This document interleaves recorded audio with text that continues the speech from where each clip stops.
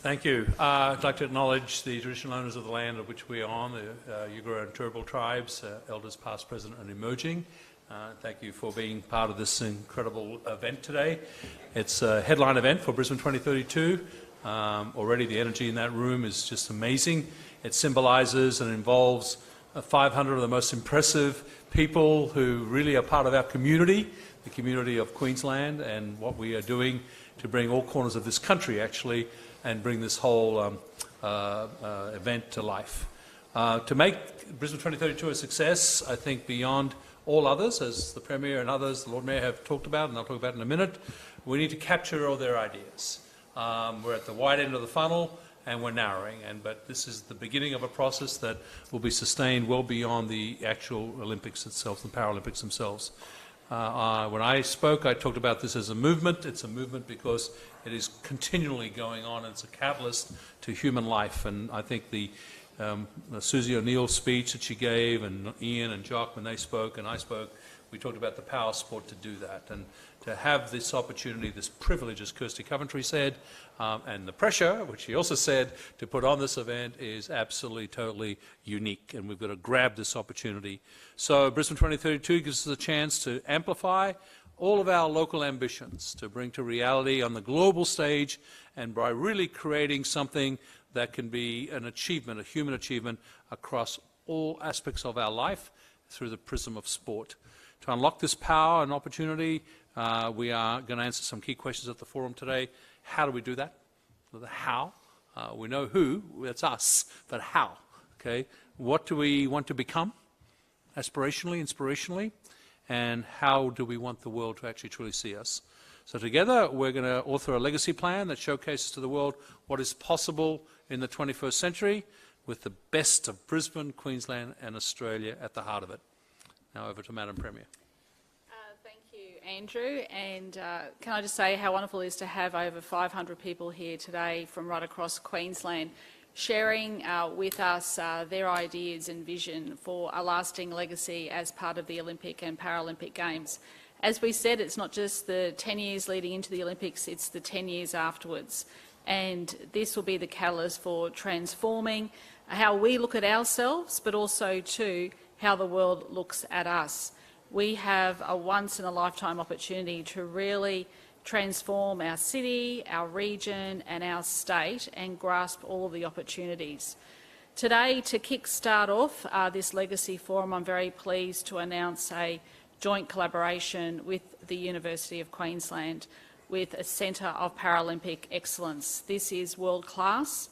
It is going to absolutely be nation-leading in the way in which we look at rehabilitation, the way in which we encourage more people into sport, the way in which people treat people with a disability and make our city and our state a much more inclusive society, and the power of sport to do that. Very proud to partner with the University of Queensland. Secondly, we have so many exciting ideas that are being shared today. You've heard about a more sustainable city, the way in which we move around our city, the way in which the world sees us, whether it's towards innovation, whether it means paperless games, sustainability is at the key, but also to arts, culture, innovation are all part of a legacy that our games can lead. Very transformation for Barcelona, and I believe that it can be just as transformational for Brisbane and Queensland. So I'll leave it there and happy to answer questions later. We have in front of us the delivery partners for the Games, minus the federal government, who is here in spirit, but this team has 3,411 days until the opening ceremony, but not a moment to waste. And so today is a really important step forward together to make sure we get the legacy right. We've talked about the green and gold runway. The green part of that is the sustainability agenda, which runs strongly through everything we're doing. The gold part of that is making sure the community benefits, brings home the gold for our community, brings the benefits.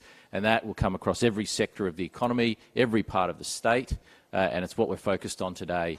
Obviously, a big part of this has to be, and it's linked into sustainability, has to be transport. Better transport around the region, better transport between the different, not only the Games venues, but also across the region. You can't be a more sustainable region unless you have better public transport, more active transport opportunities. So that's a critical focus, I know, at the local government level and also for the community.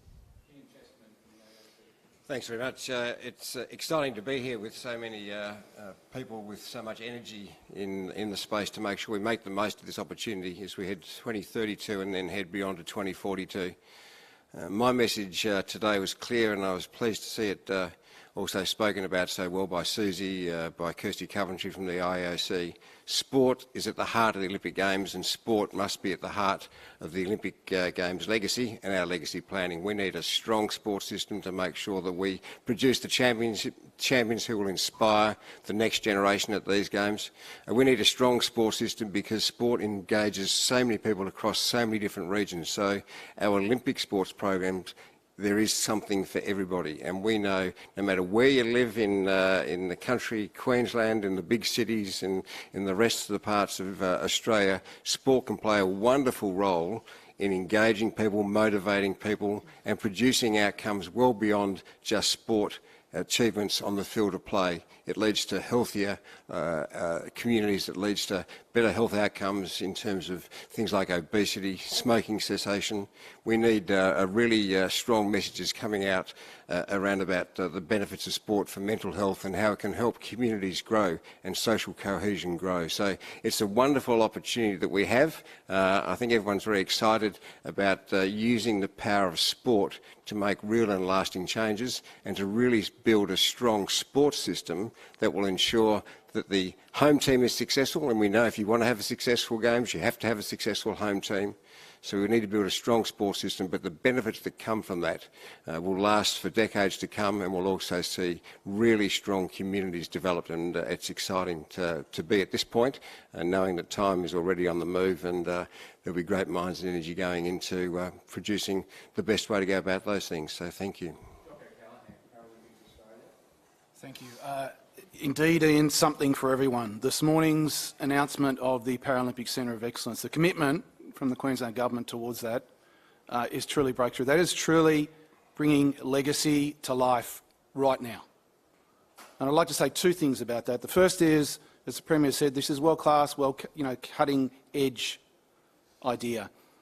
Those are not loosely thought-of terms. This is truly a breakthrough that has never been done before in sport or in Paralympic sport. Already I've had messages from around the world. The world is sitting up and paying attention to what we're doing, and this is how we bring it to life through these initiatives. The second thing I'll say is that the real power of legacy, so much is thought about after the Games. This is about what we can actually deliver and achieve as a legacy before the Games start, before the first person sits in a seat in the stadium, before a flame is lit, before anything else. We will have achieved so much. Thank you. Thank you very much. Well, it's absolutely wonderful to see such a wide cross-section of the community here representing their various regions today. As a city, we'd like to see an uplift in both transport connectivity and an absolute uplift in exposure, global exposure right across the region for everyone involved. 23,000 people were consulted on the Gold Coast, and their biggest push was for better public transport and better open space. And in that regard, we have a couple of projects like light rail to the airport and our 270-hectare Green Heart development, which we've seen the focus already today on open space and parkland, and that's what our communities want delivered as a legacy project. So we'd love to see the Coomera Connector delivered so that the traffic gets off that wretched M1 that we all struggled up today. And all of our projects and our legacy framework are in place and ready to go and can provide absolutely wonderful outcomes for the community long term. So thank you for having us participate in this today. Good morning, everybody. Delighted to be here. So happy that there are so many people here. The Sunshine Coast is a key delivery partner. We're very proud of that. but we're also very proud of the fact that we work with our colleagues across South East Queensland and indeed across the state to share the benefits of this. Connectivity is the most important thing for us. That's connectivity of a virtual sense and also a physical sense. Investment in critical infrastructure like rail will be incredibly important. And I could say quite simply, with a great rail system, a great public transport network, people will always remember our games, and that's most important.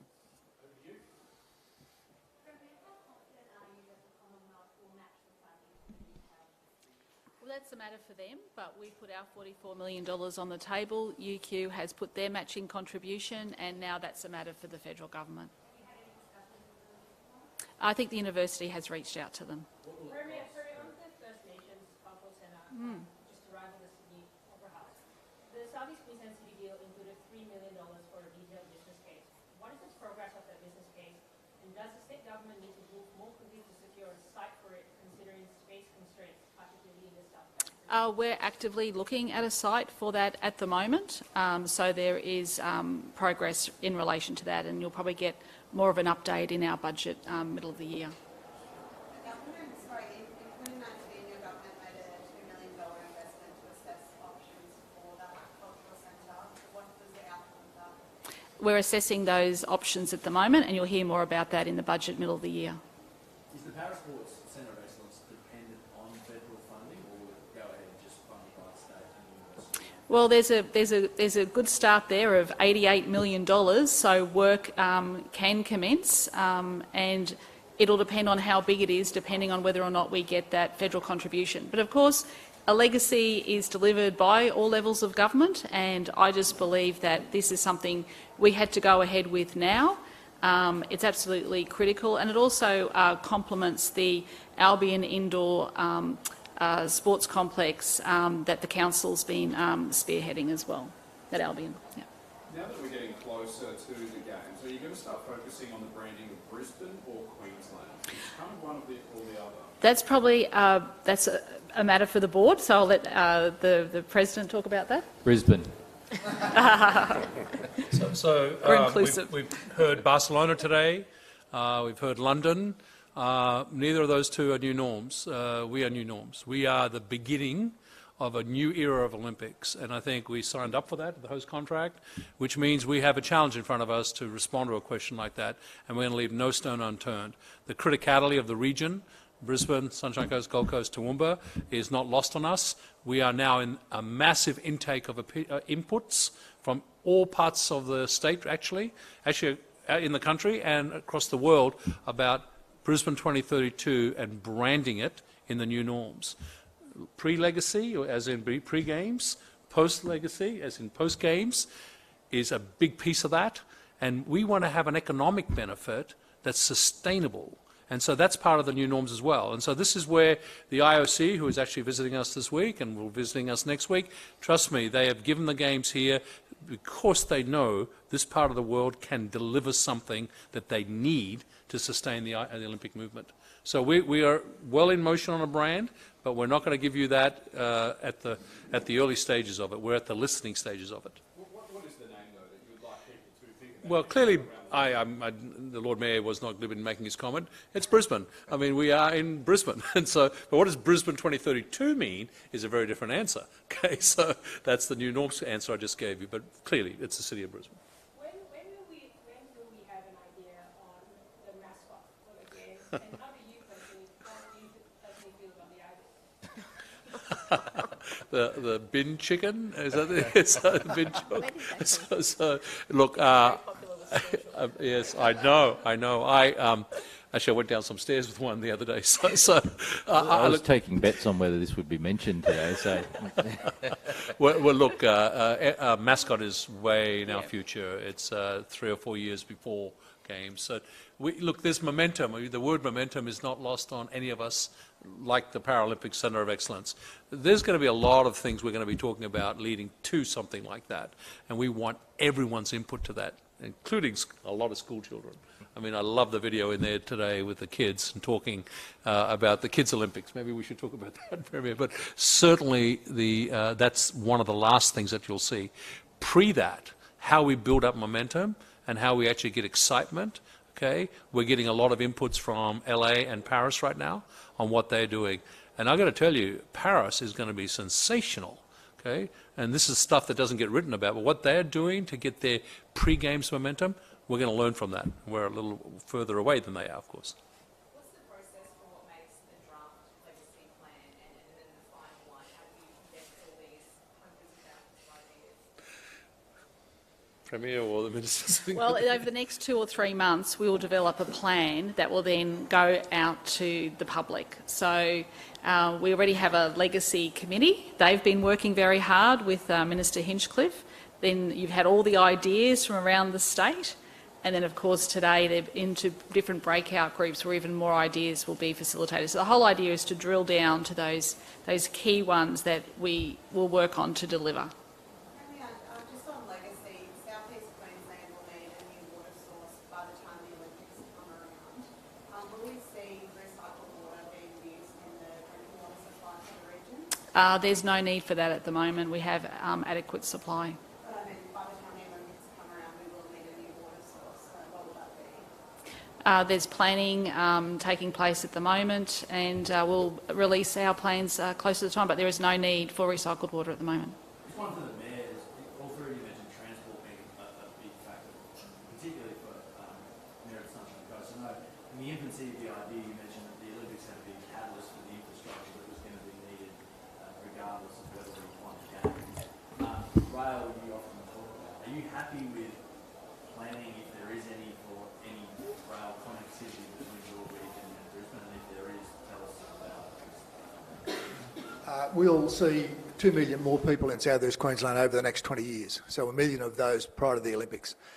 We need that connectivity, there's no question about that. And there's a lot of work to be done through all levels of government, because if we do a good job on transport, these games will always be remembered. If we do a bad job, they'll never be forgotten. Is that simply the duplication of the rail line? Is that what you're talking Well, we're talking about a link into Maroochydore from Biwa on the Camcost corridor, and also a mass transit solution that moves people around the Sunshine Coast between Caloundra and Maroochydore.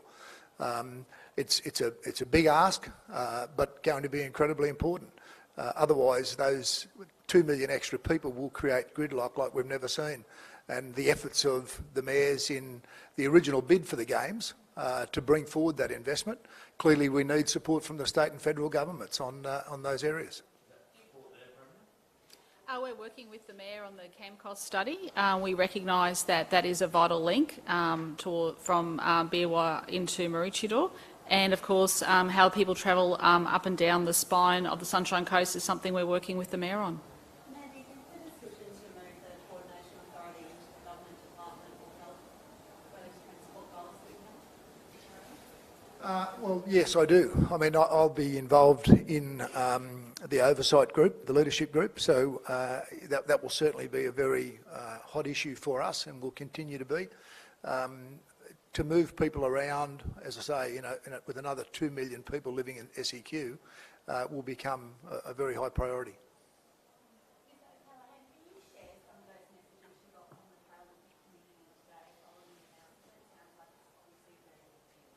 Yes, I'll be happy to. But they have come from far and wide, and in particular, it was pointed out a couple of times this morning in the legacy, the impact on Oceania.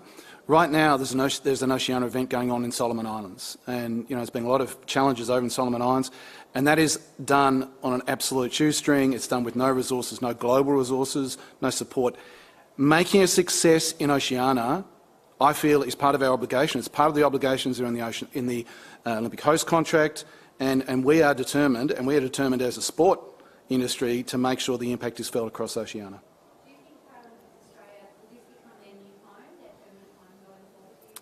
The Centre of Excellence. It's one option we're considering, but the primary driver of this was athletes and sport outcomes rather than necessarily a centre for us. There's been a little bit of discussion about the design of the centre too. Do you have any thoughts on the render and that feature staircase at the front of the building? Well, what I'll say is that if anyone thinks that we were building a world-class facility for para-athletes that would not accommodate every accessible need, they're a little bit misleading.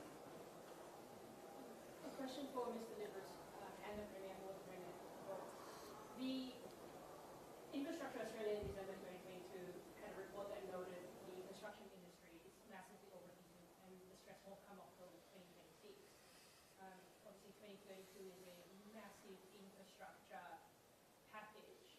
Do you have any concerns about Queensland's ability or like the manpower that is feasibly available to make all of this happen?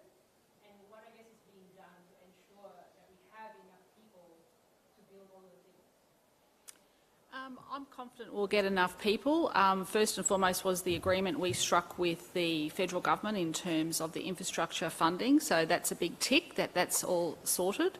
The community infrastructure, the facilities that are going to be built around the southeast, they can be done well ahead of time and being utilised for the community.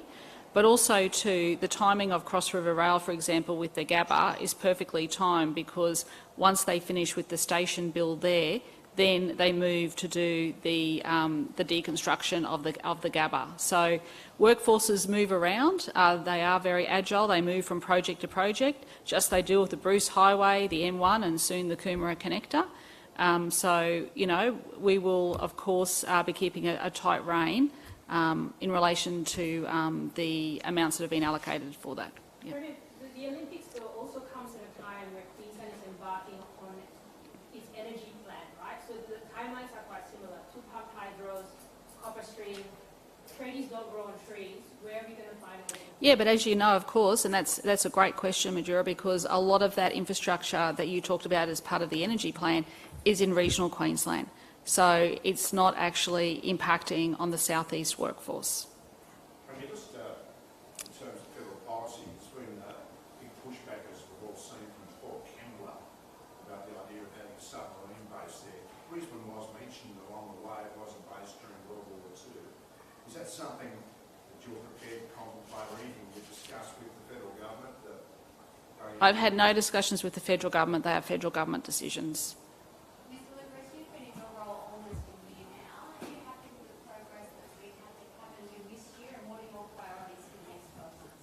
Look, I'm ecstatic. The Mayor talked about Games Delivery Partnership. I think one of the panellists talked about collaboration. We've been benchmarking and figuring out what does our challenge look like and what's the response mechanism to that challenge. And we've got the benefit of the 10 years now, 9 and a bit, and this year has been spent in benchmarking, working closely with the Premier in both her roles actually, and the Lord Mayor and the mayors, to figure out what's the right governance mechanisms and what's the difference between Brisbane 2032 and everyone else. Because, as I think also was said in one of the panels, it's knowing what to do but knowing what not to do. And we've been benchmarking a lot about what not to do. We don't want to wake up a few years now, 4 or 5 years now, and say to ourselves, oh, we should have done that in year 1 and year 2. So we have been working very hard on that part of it. Of course, recruiting the core team with Cindy Hook's arrival has been phenomenal, and she's hit the ground running. And the board, we're having the board meeting on the Gold Coast this week on Friday, and touring the venues tomorrow. We'll be going into regional Queensland, going up to North Queensland in one of our upcoming meetings. And so we literally have established the framework so we can get fundamental planning done. Merges well with the legacy planning that we've just been hearing about today, because absolutely, totally pre-Games legacy. Again, the responsibility and accountability. I love the privilege with pressure comment from Kirsty. You've heard me use it 3 times. I feel that pressure, but I love that pressure because I think we've got people who we can work with. This is an incredible state of leaders. I don't say that because of the people on this table. I'm talking about people not at this table. I'm talking about lots of people out there. The receptivity to get this done right has been really a big aha moment for me as I return home to Queensland. I've always known Queensland is one of these great states, and I think the comparison to Sydney was interesting. Today I'll leave that alone. But who would want to live there? Who would want to live there? But we have a chance, including the infrastructure question that's been asked, to get this right for generations. And I think that 9 months of work we've done, leading to almost my anniversary in a month or so, I think has been sensational. But hey, rolling up our sleeves and, you know, under-promising and over-delivering is going to be the mantra of Brisbane 2032. Billions of people are going to see the games, of course, on television. Yeah. Before the Sydney Games, the host broadcaster had a big say when it came to the construction of $80 million spent on burying power lines, for example. To what extent will you be working with the host broadcaster to ensure Brisbane's put in its best light? Well, I'll start, but I'm sure our Premier might have something to say about that. Look, Channel 9 getting the award, we clearly have begun the process. That was not our decision, that's the IOC's decision, and so clearly we were consulted along the way. Look, it is, sorry to be crass, it is literally about eyeballs, right? I mean, this is, at the end of the day, a business proposition. The IOC has commissioned a team, John Coates, if he was here, would talk about it, which is Games Optimisation Group. Kirsty Coventry's on it. They are taking the learnings from, in particular, Tokyo, which was a very different sort of games, as you know, because of COVID, and Beijing, and really bringing in London and bringing them forward into how do we optimise the view, the participation, the movements. How do we optimise that and not have a negative impact on the economics of the region or the city? And that particular question on broadcasting is a big piece of it, because broadcasters, you know, advertising revenues, they want to be guaranteed that their revenues will be paid back for. And so therefore that's been a big part of our learnings in the first 9 months of what LA's been doing to get ready for that. And they have a very different market. And the Oceania comment, it's very important that we've got to remember that we're in a region, okay? And I think that's really important to us in terms of the broadcasters. Ian, did you want to add anything? Yeah, I just think it's really important to understand that since 2000 in Sydney, the Olympic model has changed a lot. The business model has changed a lot. The IOC are now a very active partner in the Games and work very closely with all the parties involved. So the host broadcaster, of course, domestically is Channel 9, but the International Olympic Committee put the international feed together from which each host broadcaster takes that feed. And that's just one of the ways that the IOC works very actively together in partnership so that we come up with solutions together to produce the best possible games. Sorry, Brendan, can we just ask one about housing? Yeah, sure. How much money is actually being spent on the $2 billion housing investment? I don't have that in front of me. You have to talk to the Treasurer's office. Any money at all that you're aware of being spent on that fund? I'd talk to the Treasurer, yeah. Premier, do you see the comments on... There's a lot of planning that's happened with it, but in terms of the exact money, a lot of social housing's been built. You see the Minister Enoch out there nearly every week opening new social housing, but the biggest issue we have at the moment is in the private rental market. Premier, on the private rental market, Yes. your comments on Monday really Yep. sent some shockwaves through the industry. Can you clarify exactly what the government's trying to do here? Well, government will be making our decisions shortly, but of course we've got the roundtable coming up where we will be talking with all of the stakeholders there.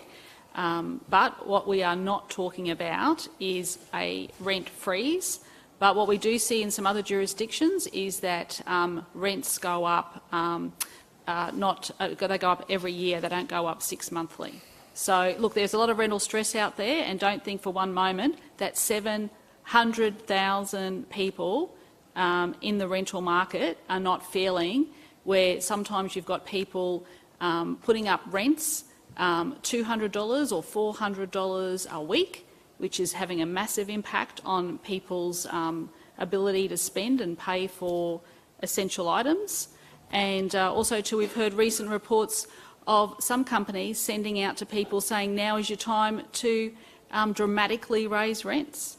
So are you talking about, I guess, more controls or more safeguards for renters and trying to ensure that the small amount of rogue actors aren't rogue actors? Well, I think there is an issue with some people out there. There's been some reports recently about a company particularly telling landlords to increase rents dramatically to take advantage of this particular crisis that we're in at the moment. So, look, we'll be having that roundtable next Tuesday and looking forward to hearing what people have to say. No, last one. No, absolutely not. And we're working very closely with the federal government in terms of moving people out of hospitals. We've said this time and time again. We've got people with a disability that are in long-term hospital beds that need to be moved out. We have aged care people that should not be in hospitals, and all of those things will ease the pressure, and that is what we are working with the federal government on. Thanks okay? very much, Thanks. Thank you. Oh, sure. privileges will provide legacy in terms of accomplishment.